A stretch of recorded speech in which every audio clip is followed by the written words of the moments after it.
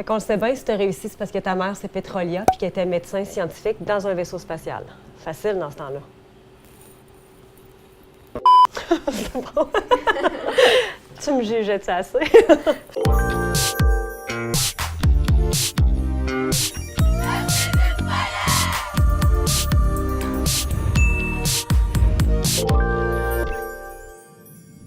Bonjour, bienvenue au Paillettes Show. Mon nom est Mélissa Normandin-Roberge, conférencière, coach, mais surtout experte en paillettes. Oui, experte en paillettes. Vous pouvez aller visiter mon site internet www.melissanormandinroberge.com pour comprendre ce que je fais dans la vie. Si jamais vous le comprenez, vous pourrez l'expliquer ensuite à ma mère.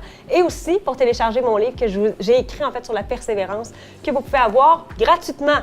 Aujourd'hui, je suis avec, je dirais que c'est un genre de gros coup de cœur. Vraiment, dans les dernières semaines, j'ai appris à connaître Rosalie Bonenfant, auteure, oui, chroniqueuse, comédienne et 22 ans, toi chose.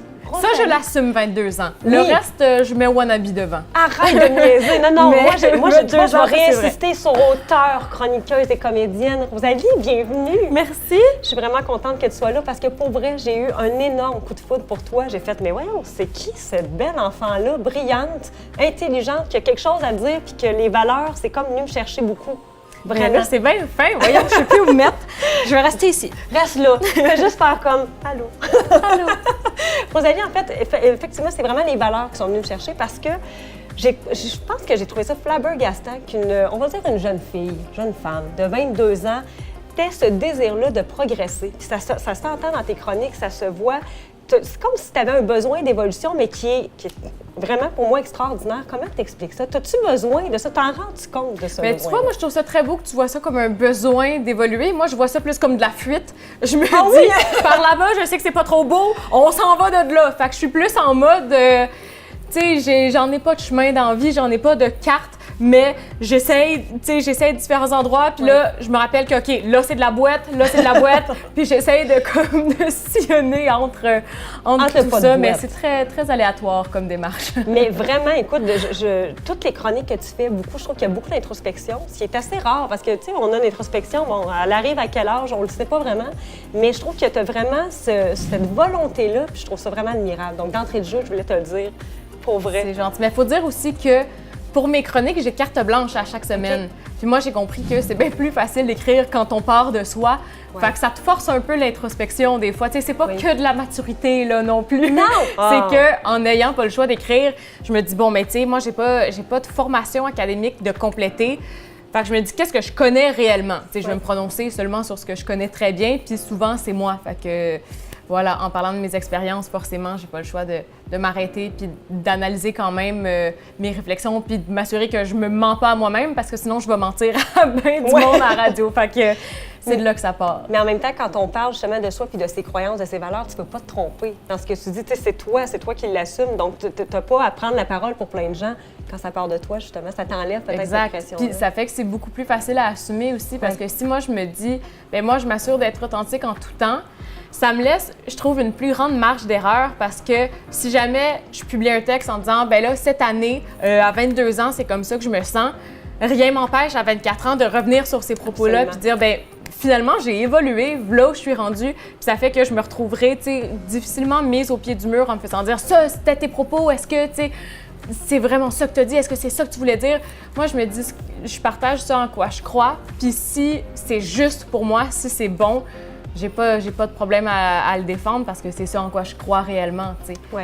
Puis là, tu disais, bon, t'as pas de formation académique, puis tantôt, t'as fait wannabe. Puis là, moi, j'ai niaisé avec le fait que t'étais connue grâce à ta mère. Puis, tu sais, si t'avais pas de talent, je veux dire, tu serais pas là, présentement, en train de nous parler. Mais est-ce que tu fais face parfois à ça? C'est peut-être un petit syndrome de l'imposteur de faire « c'est-tu vraiment ça qu'il faut que je fasse? » Oui, mais c'est rarement lié à ma mère. Tu sais, ma mère, au contraire, ça a été quelqu'un qui m'a apporté beaucoup de confiance dans ma vie. Ouais. Je dirais que la partie solide puis la partie séchée de moi, mettons, c'est ma mère qui a géré ça. Moi, je suis la partie un peu plus molle et flottante, qui n'est pas encore tout à fait groundée. Donc, ce syndrome-là, mettons, me vient pas du tout de ma mère, parce que ma mère, c'est la première à m'encourager, puis à me pousser, puis à croire en moi plus que je crois en moi moi-même. Mais c'est sûr que cette espèce de sentiment d'imposture-là me vient beaucoup du fait que je suis très perfectionniste. Puis souvent, si quelque chose n'est pas parfait, j'ai tendance à le discréditer complètement puis à l'invalider au complet juste parce que c'est pas irréprochable. Ça fait que ça me donne souvent l'impression de ne pas être à la hauteur, de ne pas être assez bonne. Mais tu sais, dans le fond, cette barre-là, c'est moi qui gauge à quelle hauteur je la mets aussi. Donc, tu sais, j'essaie de me parler puis de continuer de publier mes affaires un peu naïvement. Mais non, faut pas trop l'écouter parce que c'est pas des sentiments qui te font grandir puis qui te servent là, dans la vie. Je pense que cette naïveté-là, justement, devient quasiment une force.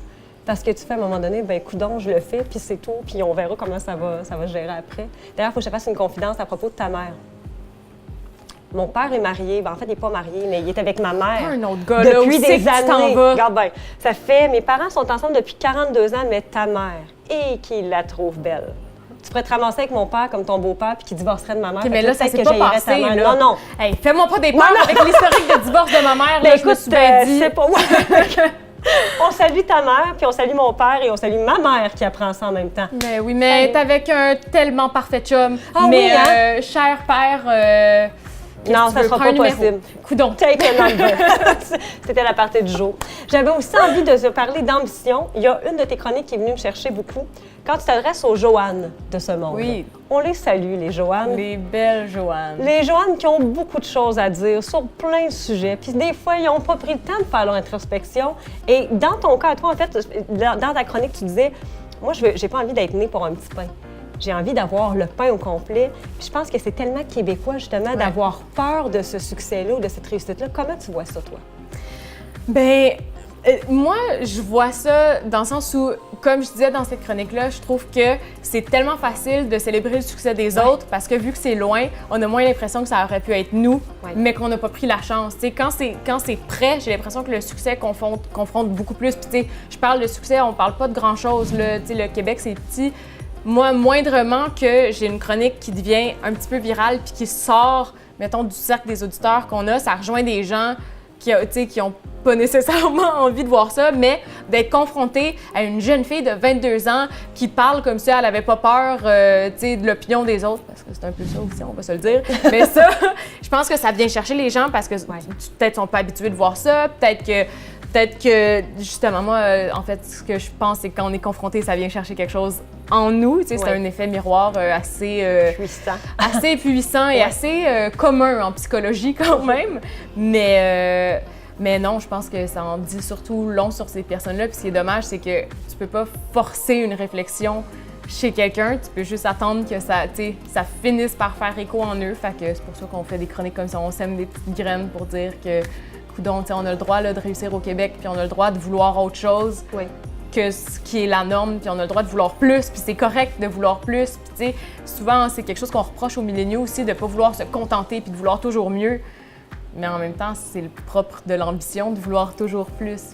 Puis tant que ça respecte tes valeurs, j'ai l'impression que dans ton cas à toi, tu es, branché sur cette ambition-là qui est là, puis de ce désir de vouloir plus, mais en même temps, tu as l'air d'une fille tellement groundée, tellement dans ses valeurs. Je vois pas en quoi ça dérange, mais effectivement, qu'il y a beaucoup de Joannes, que ça vient les troubler.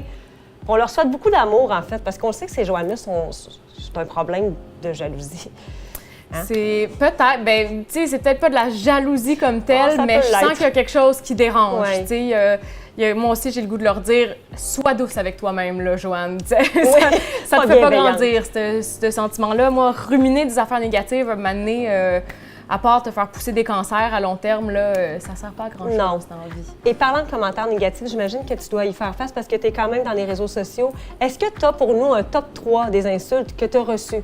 Bien, étonnamment, je pense qu'à cause justement des valeurs que je promouvois, on dirait que j'appelle vraiment pas ça dans la vie, les haters. Hein? Il y en a, mettons, qui sont particulièrement après certaines filles. Tu me disais que Marina était là avant moi. Moi, je pense à cette fille-là qui est une belle fille, qui a du succès, puis qui assume son côté belle fille.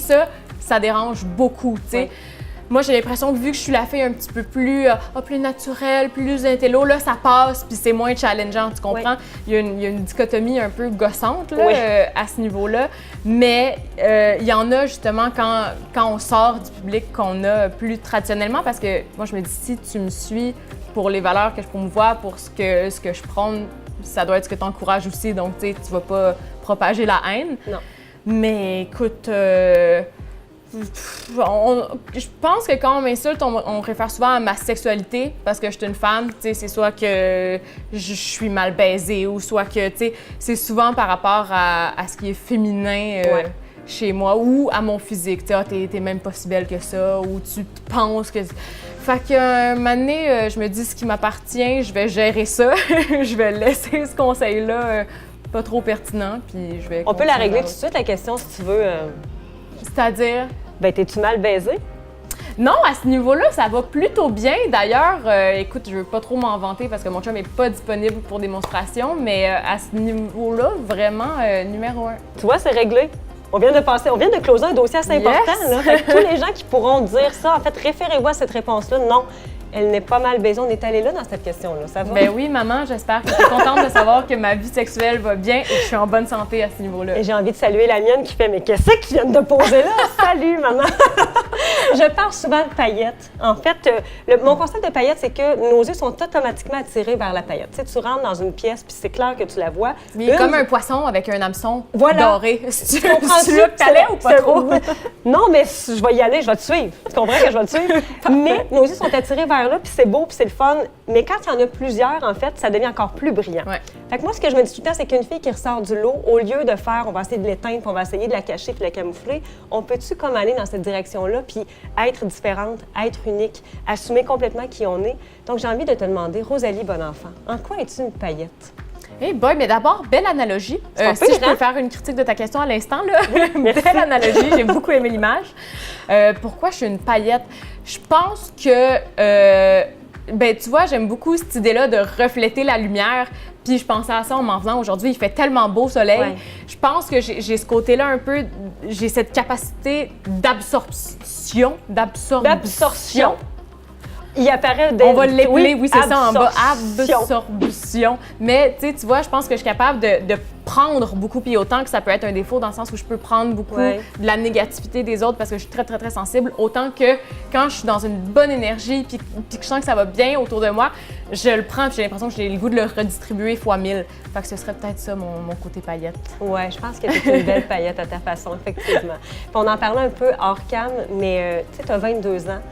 Puis en fait, j'aurais envie de voir ou j'ai hâte de voir qu'est-ce que tu vas être dans 10 ans parce que c'est extraordinaire. Vraiment, tu es une belle personne, une bonne et belle personne, mais tu te vois où, toi, dans 10 ans? Ça va être quoi ta progression? Tu vois, comme je te disais tantôt, que, étant donné que je suis anxieuse, j'aime mieux pas trop penser. Je suis un peu dans le même déni par rapport à mon avenir. On dirait que j'aime mieux pas me faire de plans parce que je me dis, si je respecte pas ce plan-là, je veux pas voir ça comme un échec, tu sais. Mais, tu vois, j'essaie de me faire des listes simples et concises. Pour ma vingtaine, je m'étais dit, je veux publier un roman, partir toute seule en pack-sac, puis déménager en appart. Là, j'ai tout fait ça, cette année.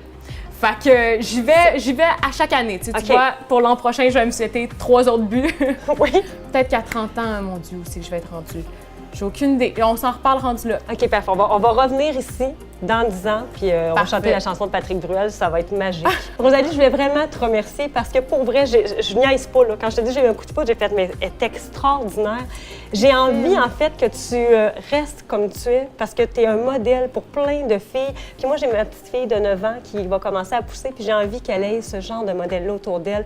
Des filles qui s'assument, des filles qui, oui, se posent des questions, mais des bonnes questions, qui n'ont pas envie de plaire à tout le monde, mais de se plaire à elles-mêmes selon leurs valeurs. Puis je te le dis, t'es magnifique, une belle personne. Fine, mais ta fille a tout un beau modèle aussi. Je peux te renvoyer ça de ma paillette. Merci, écoute, on se jette de la paillette comme des cabinours. C'est extraordinaire. Merci, Rosalie. Merci à toi, Mélissa. Merci, à très, très bientôt tout le monde.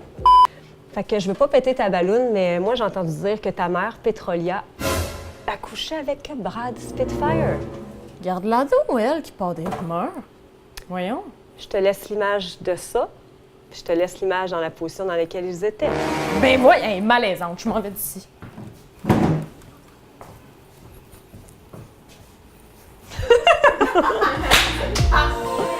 C'est extraordinaire!